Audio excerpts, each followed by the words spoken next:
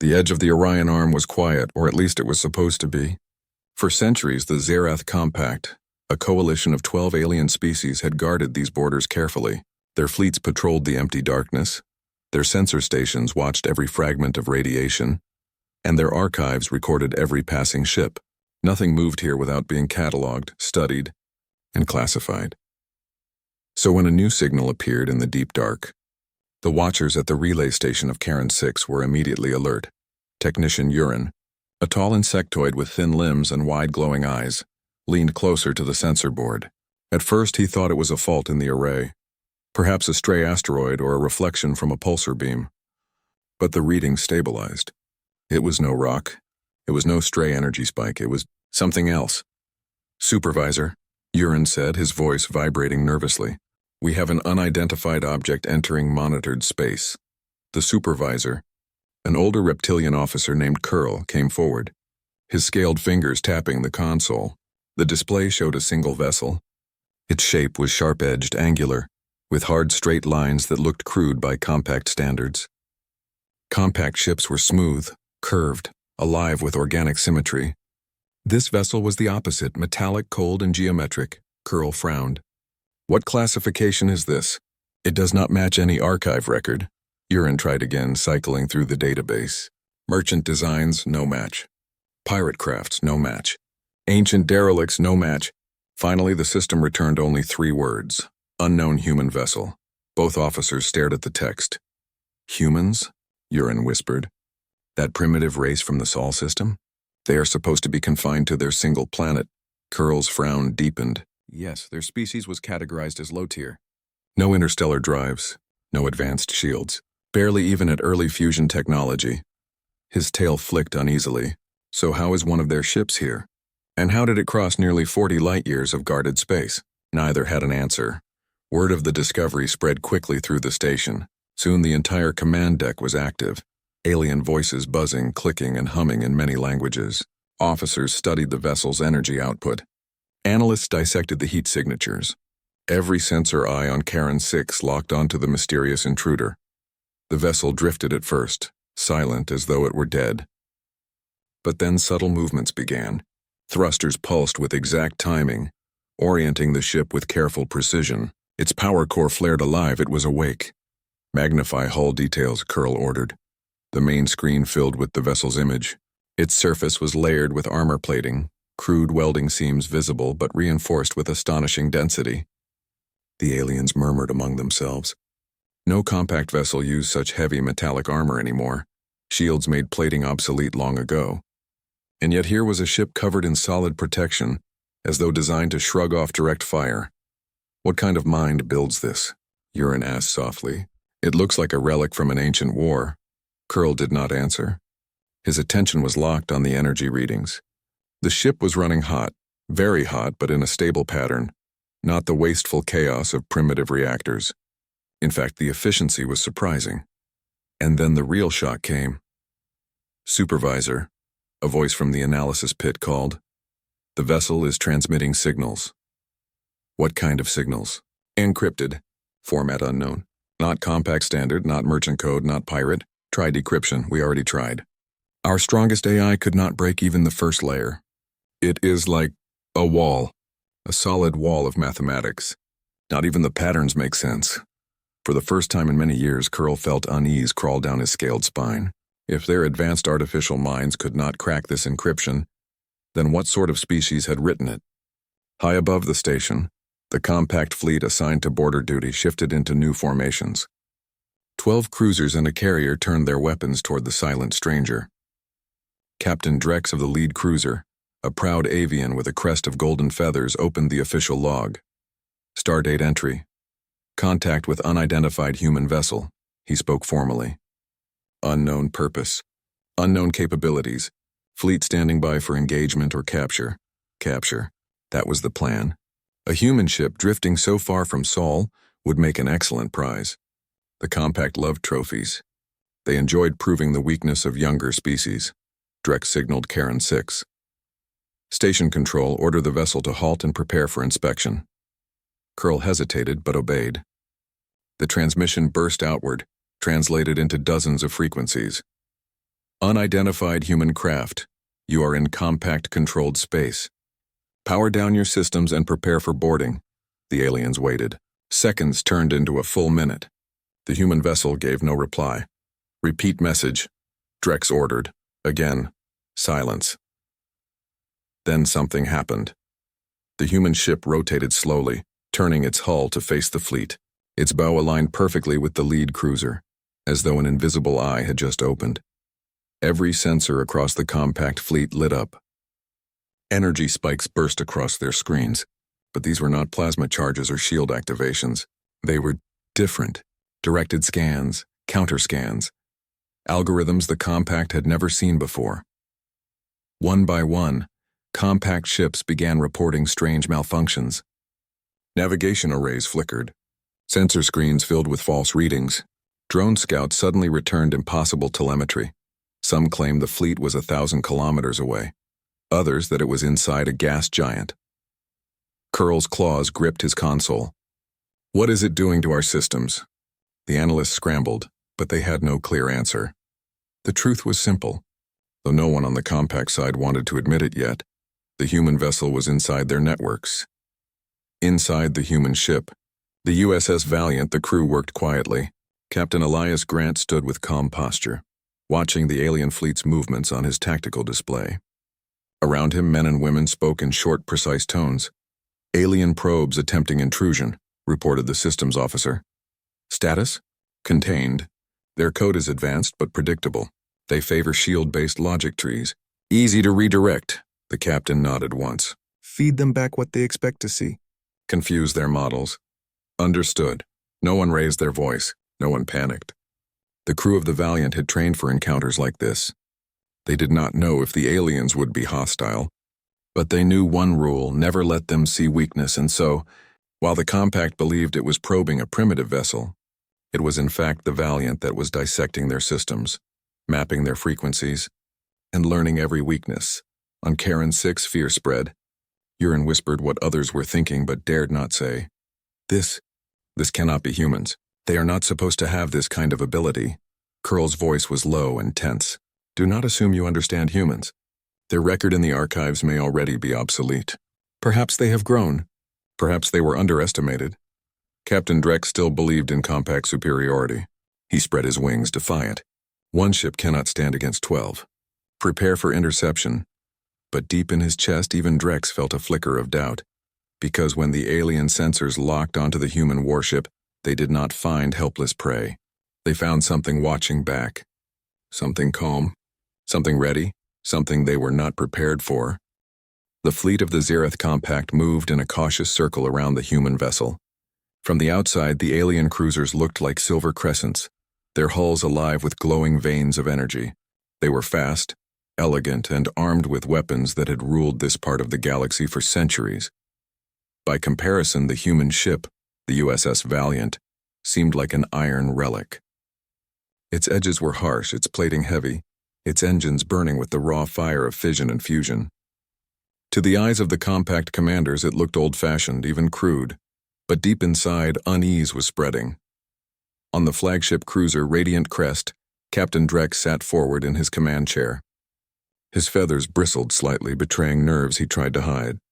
The human ship had ignored their commands, had disrupted their systems, and now floated silently as if waiting for something. Report, Drex ordered. Energy output stable, Captain, one officer said. But there are fluctuations in their hull signatures. It looks like the armor is shifting.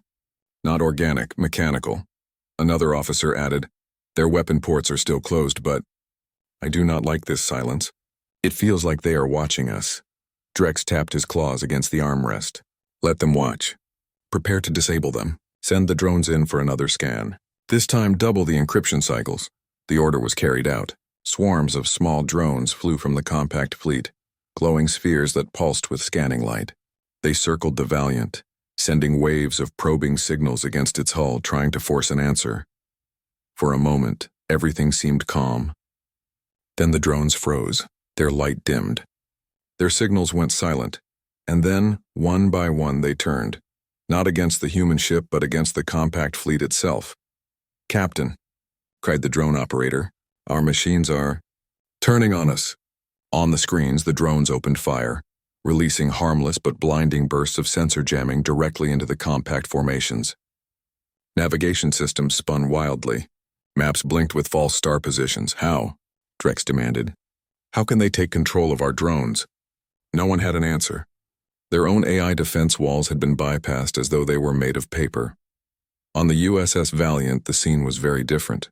The bridge was calm, almost quiet. The humans worked with practiced focus, their eyes moving across displays filled with alien script that their ship's systems had already translated. Enemy drones neutralized, reported Lieutenant Harris. They are now running false telemetry back to their controllers. Keep it non-lethal, Captain Grant ordered. His voice was steady, measured. We don't want to escalate without cause. Yes, Captain. All transmissions disguised. The compact believes we are still adrift, Grant nodded. His eyes remained on the main display, where the alien fleet glittered like a net of silver around them. They were beautiful ships, but beauty meant little in war. What mattered was discipline, knowledge, and preparation. Status of the rail batteries? Grant asked. Online but cold, replied the weapons officer. One command and they will be ready. And shields? Standard. Full coverage. The captain took a slow breath. Humanity had prepared for this moment for years. The Valiant was not a war flagship. It was an explorer, a long-range vessel designed to travel far from Earth and establish first contacts. But humanity had learned from history. Contact was rarely peaceful.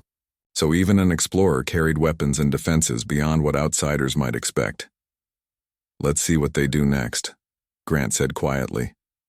Back on Radiant Crest, panic was rising. Our drones are blind. We cannot see their systems anymore, the sensor chief reported. It is as if they have vanished behind a wall of static, Drex hissed in frustration. They are primitives. This should not be possible. But even as he spoke, he saw the truth. The primitive vessel was no derelict, no helpless target. It was awake. Send in the strike force, Drex ordered finally. Board them. Take control before they react. Yes, Captain. Small interceptor craft launched from the compact carrier. They darted toward the Valiant, fast and nimble, weapons armed to disable rather than destroy. The moment they approached, the human vessel moved. The Valiant rotated with astonishing speed for its mass, thrusters firing with perfect timing. Its heavy form turned gracefully, as though space itself bent to its will. Compact pilots gasped as their targeting systems failed.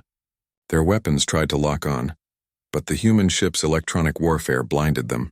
Instead of clear outlines, they saw only ghosts. Dozens of false images of the Valiant scattered across their screens. On the bridge of the Valiant, Lieutenant Harris gave a small smile. Decoys deployed. They don't know which one is real. Keep it up, Grant said calmly. Do not fire unless they strike first. The interceptors grew closer. They unleashed energy beams designed to disable engines, but the beams splashed harmlessly against the Valiant's layered armor. Inside the compact fleet, disbelief spread. Their weapons were supposed to cut through metal like fire through paper, yet the human plating absorbed it, burned with heat, and remained intact. They are ignoring our weapons, one officer whispered in horror. Captain Drex's crest feathers lifted in anger. Enough games. Signal the fleet, prepare all cruisers for full combat. But even as the order was given, something unexpected happened. The Valiant opened a transmission. The voice that came through was deep, calm, and steady. It was translated into dozens of compact languages at once. This is Captain Elias Grant of the United Earth ship Valiant. You have made repeated attempts to infiltrate and disable our vessel. Cease your hostile actions. We are not here as enemies, but we will defend ourselves. The bridge of Radiant Crest went silent. The aliens stared at one another. For the first time, they heard the humans speak. There was no fear in the voice, no begging, no confusion. It was the voice of someone who already knew the outcome of this encounter. They speak our languages, Urin whispered from the Karan 6 station feed. How? We never gave them our codes. Curl, the supervisor, stared grimly at the display. They are not as primitive as we believed. But Captain Drex was not ready to yield. Pride burned too hot in his chest. Do they think we fear them? He snapped. They are one ship, we are a fleet. Yet even as he said it, doubt gnawed at him. If this was only one human ship, what lay behind it? Still, he gave the command. Open fire. On the Valiant's bridge, alarms lit up. Dozens of alien ships charged weapons. Energy beams began to glow across the void. "Captain," the tactical officer warned, "they are going to strike." Grant gave a single nod. "Then we show them what humanity has learned." His hand lowered slowly, calmly. "Weapons, stand by," and the warship awakened. The void between the fleets glowed with dangerous light. Compact cruisers opened fire in perfect unison, beams of concentrated energy stretching across space like blades. For centuries, these weapons had cut through enemy ships without resistance. Entire pirate armadas had burned under their heat. Now every one of those beams struck the USS Valiant. The human warship shuddered under the impact, its plating glowing white-hot. Alarms flared across the alien command decks, expecting the primitive vessel to break apart in seconds. But it did not. Instead, the Valiant's armor drank in the fire, scattering energy across its layered hull. The heat rose, but the structure held. The ship endured. On the flagship Radiant crest, Captain Drex's feathers bristled in disbelief. "Impossible. Their ship should be ash. Captain, scans show their hull is solid alloy, many layers thick," the sensor officer reported. "No compact ship uses this much plating anymore." "Why would they?" "It is inefficient," another officer said, his voice rising in panic. "But Guy, it is working." Drex forced calm into his tone. "Keep firing. No armor lasts forever." Inside the USS Valiant, the bridge crew kept steady. Red warning lights pulsed, but no one panicked. "Outer armor heating to critical," Lieutenant Harris reported. The captain's voice was calm. "Rotation pattern Delta. Spread the impact." The massive ship shifted, turning slowly to distribute the beams across different plating sections. Where one area burned, another cooled. The ship absorbed the storm, alive and unbroken. "Shields?" Grant asked. "Stable, Captain. Outer layers holding." Grant gave a nod. "Weapons ready, rail batteries." The Valiant's hull groaned as enormous hatches slid open. From beneath the heavy armor, rows of massive cannons extended outward. These were not elegant plasma weapons like the Compact used. These were simple, brutal railguns, weapons that hurled dense projectiles at near light speed. Compact officers gasped when their sensors registered the change. "What are those?" asked Urin at the Karen 6 station. Curl's eyes widened. "Kinetic weapons. No one has used such things in centuries. They are obsolete," Urin insisted. "Beams and plasma are far more efficient."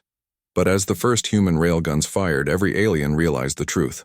The projectiles tore across space faster than eyes could follow. They did not glow. They did not hum. They were silent, invisible death. The first compact cruiser struck was torn open instantly. A single slug ripped through its shields as if they did not exist, smashing through the curved hull and exiting the other side in a spray of molten metal. The cruiser staggered, its lights flickering before it broke apart. "Direct hit," shouted the Valiant's weapons officer. More shots followed, each railgun firing in sequence. Compact shields, designed to deflect energy, were almost useless against solid metal moving at incredible speeds. Every shot punched holes, shredding armor and splitting ships. Within moments, 2 more cruisers were disabled, drifting powerless in the void. On Radiant Crest, chaos erupted. "They are destroying us with rocks," one officer cried. "Not rocks," Curl muttered through the feed. "Perfectly engineered projectiles." "This is not primitive. This is mastery of simplicity." Drex slammed his claws down. "Regroup. Form evasive patterns. Their weapons are powerful but slow to reload. We overwhelm them before they fire again." The fleet shifted into rapid formations, moving like a school of fish. Sleek alien cruisers darted around the heavier human vessel, firing from every angle. But the Valiant adapted. "Enemy changing tactics," reported Harris. Grant gave a single nod. "Good, let them dance." The human ship rolled with surprising agility for its size, thrusters firing in sharp bursts. Turrets along its sides opened, unleashing streams of guided missiles. The missiles streaked outward, splitting into dozens of smaller warheads. Compact ships dodged and weaved, but the humans had anticipated every maneuver. Explosions flared across the void as the swarm found its marks. Another cruiser vanished in a ball of fire. 2 more lost engines and drifted helplessly. Still, the Compact fought back. Beams lanced through the black, hammering the Valiant. One shot struck deep, tearing away an external section of armor. Warning sirens blared across the human ship. "Outer hull breach on deck 9, shouted an officer. "Seal it," Grant said firmly. His eyes never left the display. Return fire. The Valiant's railguns roared again. Another compact ship split apart. The battle became a storm. Energy beams and kinetic slugs crossed in deadly arcs. Explosions flashed against the endless night from Karen's 6 station. Urin and Curl watched in stunned silence. This is not a primitive species, Urin whispered. No, Curl agreed softly. This is a predator. A predator that has learned to fight against stronger prey. On Radiant Crest, Drex's feathers were slick with sweat. Half his fleet was gone or crippled. Pride burned in him, but fear was stronger. He looked at the human vessel on his display. Scarred, smoking, but still standing tall. Its weapons locked on his ship. This cannot be, Drex whispered. 1 ship, against 12. His officers looked to him for orders, their eyes filled with fear. Inside the Valiant, Captain Grant stood unshaken. Status? Damage moderate, Captain. Weapons still at 80%. Railguns reloaded. Good, target their carrier. If they want to fight, we end it quickly. The Valiant's cannons turned. The railguns thundered once more. The slug smashed into the compact carrier's spine. The enormous vessel cracked apart, spilling fire and wreckage into the void. Smaller interceptors fled in panic. The battle was over. The silence that followed was heavier than the battle itself. Broken alien ships drifted among the stars, their crews scrambling for survival. The once proud fleet lay in ruins. On the Valiant, no one cheered. The crew worked with quiet discipline, tending to damage and watching the remaining alien ships carefully. Grant finally spoke, his voice calm as ever. Transmit again. Open channels. Yes, Captain. This is Captain Elias Grant of the United Earthship Valiant. Your fleet attacked us without cause. We defended ourselves. We will not pursue further conflict if you stand down. The message echoed across the system, carried on every frequency. On Radiant Crest, Drex listened in silence. His crest feathers drooped. His pride was broken, but his ships were shattered, and his people looked to him for survival. They showed mercy, one officer whispered. Drex closed his eyes. For the first time in his long career, he felt fear. Not of death, but of what humans might become. He gave the order quietly, almost unwillingly. Stand down. Signal surrender.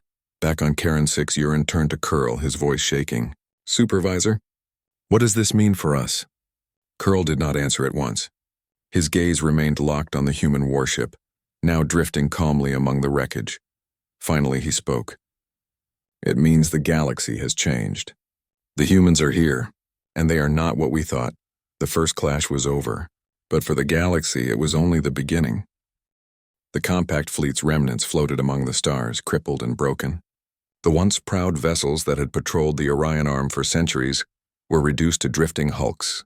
Emergency lights flickered across shattered bridges, warning panels glowed, and injured crews struggled to maintain life support. On Karen 6, the Council convened in urgent session. Species leaders from across the compact whispered and hissed, their voices a mixture of fear, anger, and disbelief. This cannot be, one reptilian counselor exclaimed. One human ship destroyed half our fleet. How is this possible? A blue-scaled analyst known for her precise calculations adjusted her glasses and spoke calmly. It is not magic. It is strategy, discipline, and engineering. We have underestimated humans for too long, another voice hissed from the shadows. We were fools to think a primitive species could survive space beyond their system. Perhaps this is why they were underestimated. Perhaps humans are exceptional. The humans did not pursue further attacks. The USS Valiant drifted calmly near the wreckage of the alien ships, observing, calculating, and waiting. Captain Grant knew that this was only the beginning. Victory in battle meant nothing if the compact returned with reinforcements. Understanding the alien strategy was more important than destroying them entirely. Analysis of their fleet movements? Grant asked. Lieutenant Harris tapped rapidly on the console. They have a strong pattern, Captain. Very predictable. Their ships rely on long-range sensors and synchronized attacks. If we exploit their assumptions, we can anticipate every maneuver. Grant nodded. Then we stay one step ahead. Prepare orbital survey drones. We need intelligence. The Valiant's small reconnaissance drones deployed. Sleek, silent, and almost invisible, they slipped into the scattered alien formations. Unlike humans, the compact did not fully grasp stealth in the void. They had relied on overwhelming power and numerical superiority. The drones mapped wreckage, scanned communications, and captured flight patterns. Every detail was cataloged and transmitted back to the Valiant in real time. "Captain," Harris said, "their remaining forces are trying to regroup. They are in disarray. Sensors show disagreement among their leaders. Some want to continue fighting, others want to retreat." Grant studied the display. "This is what we predicted. Fear spreads faster than strategy. Do not give them reason to think they can win." Observation only, for now.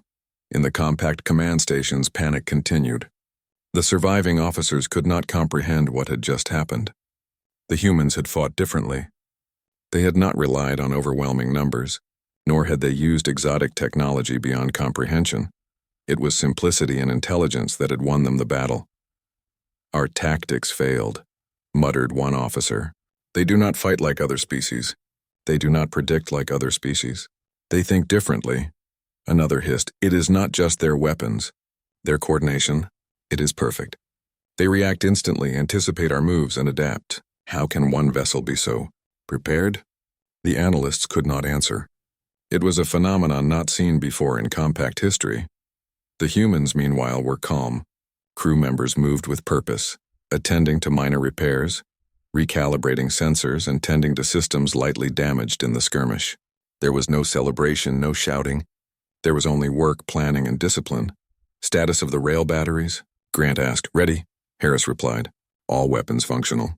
Missiles fully loaded. Energy distribution stable." "Good," Grant said. "They will come back. They always do. But when they return, we will be ready. We must understand their entire strategy before then." Days passed. The human ship stayed in orbit, scanning the region, studying alien tactics, and learning from the battlefield. Every scan, every intercepted transmission, every movement of the compact ships added to their understanding. On Charon 6, the Council attempted to organize survivors. They repaired damaged ships, sent urgent messages to nearby colonies, and tried to formulate a counter-strategy. But fear had taken hold. The surviving officers whispered about the humans, their words tinged with awe and terror. "They are not just strong," one officer said. "They are precise. They plan, they anticipate, and they adapt. If we engage again, we cannot win." "Perhaps we never could," another admitted. Captain Grant studied the compact communications carefully. He noticed patterns in their messages: arguments, hesitation, and fear. Humans had a long history of reading behavior and predicting action. The Valiant used these principles in space. "Every species has weakness," Grant said quietly. "Our job is to find it. And avoid giving them ours," the crew nodded. They had trained for this. Their species had survived wars, conflicts, and countless challenges on Earth. Space was no different. It demanded discipline, intelligence, and courage. The compact, desperate to salvage their pride, attempted a minor ambush. Two cruisers, faster and smaller, tried to flank the Valiant while keeping distance. They hoped that surprise numbers and firepower could force the humans into retreat. They were wrong. The Valiant anticipated every move. Thrusters fired to shift position, and decoy drones spread false readings across the enemy sensors. The humans did not fire their weapons. Instead, they guided the aliens directly into traps. The flanking ships found themselves surrounded by a web of magnetic fields and sensor distortions. Their systems struggled to respond. Confusion spread. Panic took root. Captain Drex aboard the flagship Radiant Crest watched in horror. Why are they not attacking? They could destroy us again. His advisors hesitated. Captain, it is key strategy. They do not strike blindly. They prepare, they observe, they control the battlefield. Drex clenched his claws. Pride burned in his chest. His fleet had survived for centuries by sheer dominance, and now a single human vessel dictated the flow of the battle. We will strike, Drex said, though doubt lingered in his voice. We cannot submit to one ship. But even as he gave the order, his officers struggled to follow it. The humans had already predicted the next moves, and every attempted maneuver failed before it began. The Valiant's captain remained calm. He studied the alien behavior like a chessboard, noting every hesitation, every overextension, every fear-driven decision. Send a message, he ordered finally. Yes, Captain, Lieutenant Harris replied. The communication transmitted across multiple frequencies. This is Captain Elias Grant of the United Earthship Valiant.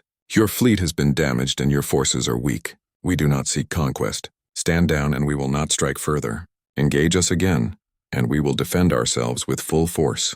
Humanity does not fight for glory. We fight for survival, intelligence, and determination. You have seen our capability. Do not underestimate it again. On Karen 6 and across the compact command networks, the message spread like wildfire. Officers debated, argued, and panicked. Some advocated immediate surrender. Others insisted on retaliation.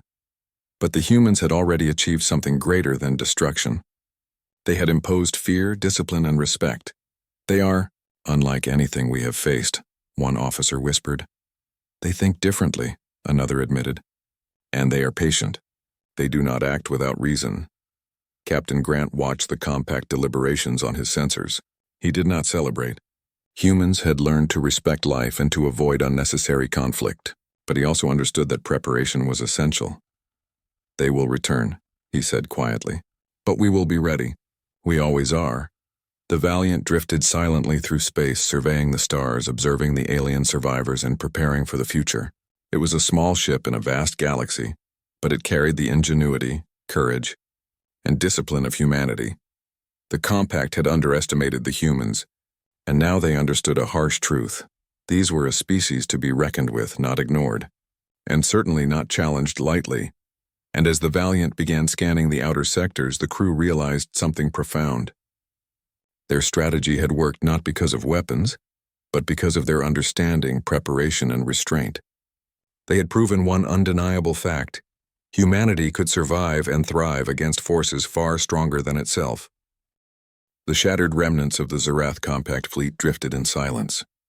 Their once mighty warships were scarred, crippled, or entirely destroyed. For the first time in recorded history, the species leaders realized that one ship could dominate entire formations, disrupt centuries of tactics, and impose fear upon an entire coalition. In the void, the USS Valiant glided calmly. Its armor bore the marks of battle, and minor systems flickered with residual damage, but the ship remained whole. Captain Elias Grant stood on the bridge, watching the remaining alien vessels with measured patience.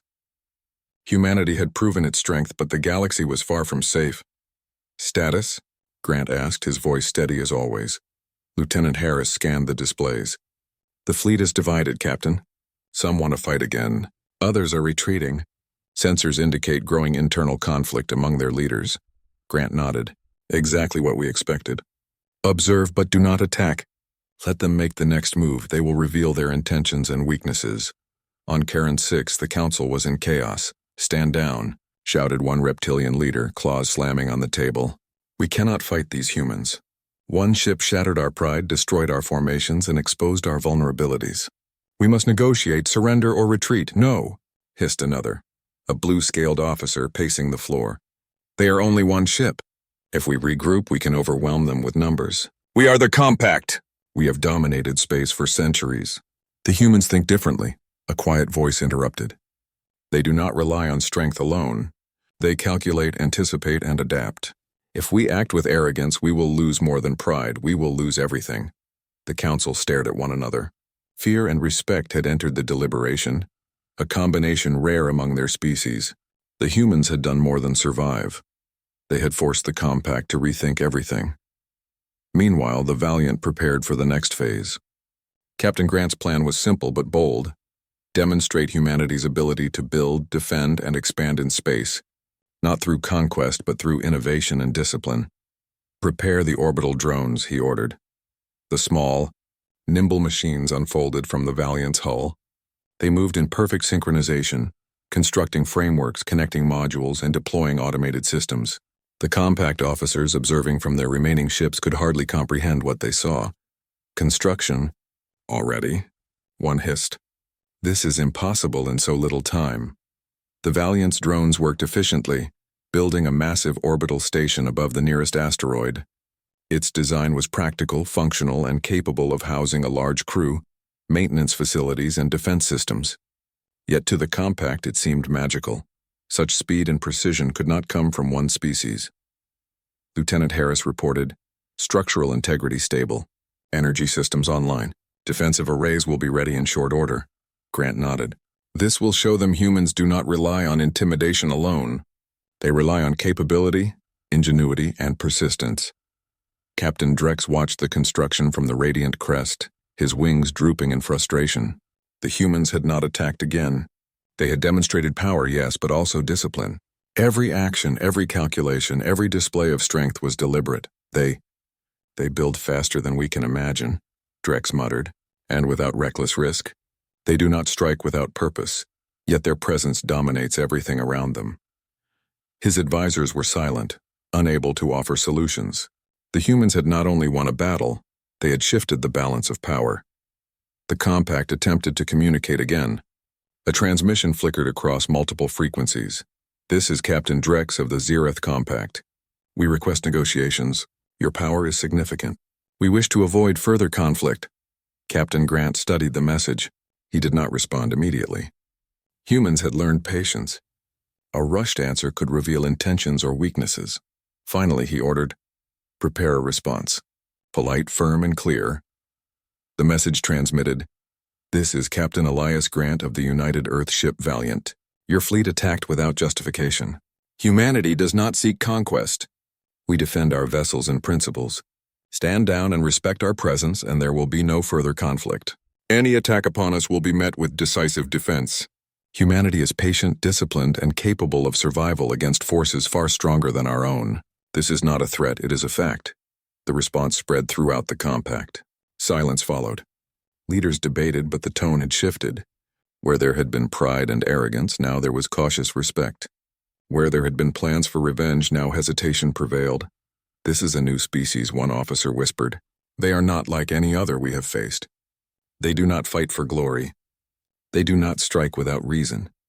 But if they fight, they cannot be stopped." "Perhaps," another admitted softly. "We have underestimated the humans for too long. Perhaps they are the apex we ignored." Days passed. The Valiant remained near the newly built station, continuing repairs, calibrating sensors, and observing the compact survivors. Humans had not conquered. They had demonstrated competence and resilience. But the effect was clear. The compact no longer viewed humanity as a minor threat. They saw a species that could outthink, outmaneuver, and outlast anything they knew. "Captain," Harris said, "scans show compact fleets from neighboring sectors are monitoring the Valiant. They are hesitant to enter our territory." "Fear and perhaps respect," Grant nodded. "This is exactly the outcome we wanted. They must understand that humans are capable not only of survival, but of mastering space with ingenuity. We will not strike unless necessary. We will continue our work here. Observation, preparation, and demonstration. These are our weapons." On the compact side, a new realization dawned. Their previous assumptions about species hierarchy, power, and intelligence were flawed. Humans were not stronger in terms of shields, exotic technology, or numbers, but they were unpredictable, disciplined, and capable of innovation under pressure. That combination was far more dangerous than any raw weapon. Council debates shifted. Some argued for alliance, seeing potential in humans as partners rather than enemies. Others suggested retreat, unwilling to risk further losses. For the first time, fear and respect reshaped political decisions across the compact.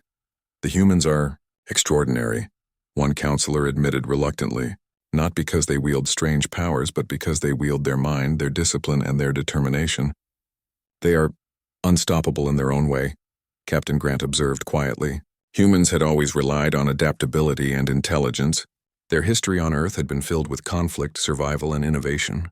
Now in deep space, those qualities were amplified. A single crew, disciplined and coordinated, could survive against forces that should have destroyed them. "Begin long-range scans of the surrounding sectors," Grant ordered. "We must know if they send reinforcements. And if they do, we prepare." "Always prepare," Lieutenant Harris nodded. "Yes, Captain. All sensors active, energy readings stable, defensive arrays online." The Valiant had not only survived the first encounter, it had changed perceptions across a galaxy. Where once humans were considered weak and primitive, now they were acknowledged as a species that could challenge, outthink, and outlast even the strongest coalitions. The compact learned a vital lesson. Strength is not always measured in numbers or exotic technology. It is measured in discipline, strategy, adaptability, and willpower. And humans had all of these in abundance.